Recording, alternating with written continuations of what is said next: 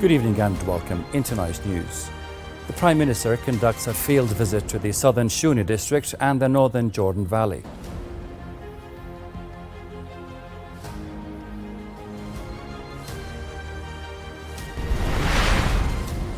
Under royal directives, Jordan sends a new humanitarian aid convoy to Syria.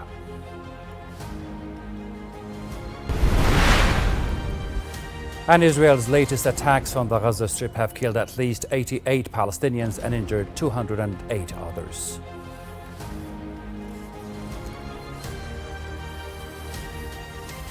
Welcome again. Prime Minister Jafar Hassan conducted a field visit to the southern Shuni district, where he handed over housing units to the underprivileged families in the Karama area.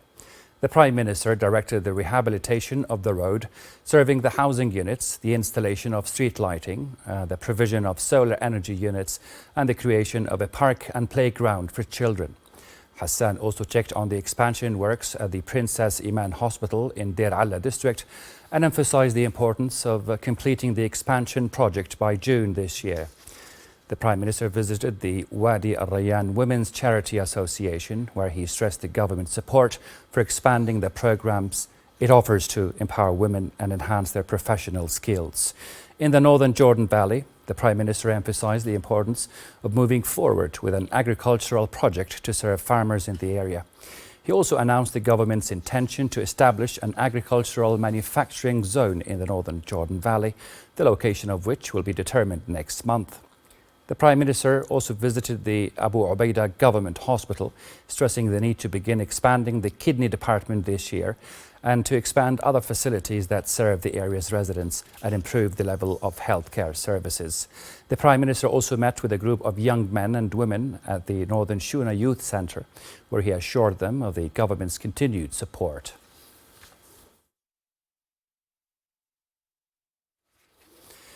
The lower house of Parliament will start tomorrow deliberations over the 2025 draft budget law. The House's Financial Committee had completed discussions on the budgets of all ministries and various government units as part of its review of the general budget law. After MPs complete discussions, a vote will be held on the general budget in accordance with the provisions of the second paragraph of Article 112 of the Constitution and in accordance with the paragraph B of Article 87 of the House's bylaw. The Foreign Ministry announced today the release of Jordanian Dr. Abdullah Libloui, who was detained by Israeli authorities as he was crossing the other side of the King Hussein Bridge. Libloui was heading for the Gaza Strip to participate in a medical relief mission in the enclave. The ministry spokesperson, Sufyan Liqda, said intensive diplomatic efforts were made by the ministry through the Jordanian embassy in Tel Aviv from the moment of the arrest until the doctor's release. Liqda pointed out that the ministry's operations centre and the Jordanian embassy follow the case on a daily basis and that the Israeli side was informed of the kingdom's rejection of the charges against Libloui. Under the directives of His Majesty the King, Jordan sent a new humanitarian aid convoy to Syria as part of efforts to support the Syrian people.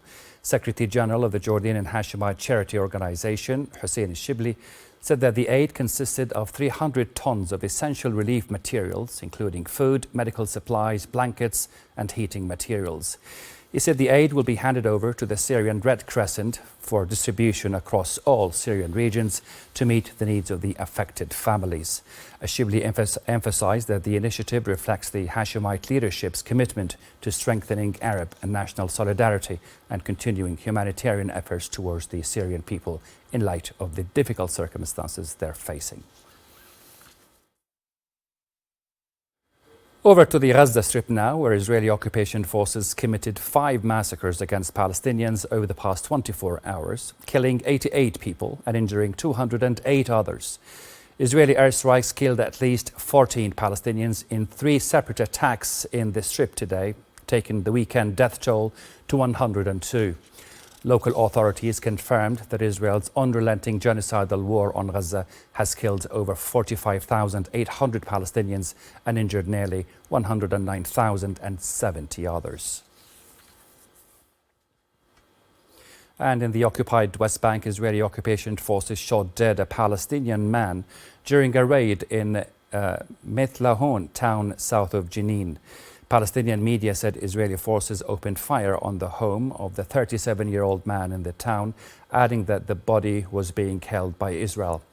Meanwhile, 4 Palestinians were injured early today by live ammunition fired by Israeli occupation forces during a raid on the old city of Nablus. According to the Palestinian Red Crescent, its medical teams treated 4 individuals who sustained gunshot wounds to the abdomen and hands. Thank you so much for your time.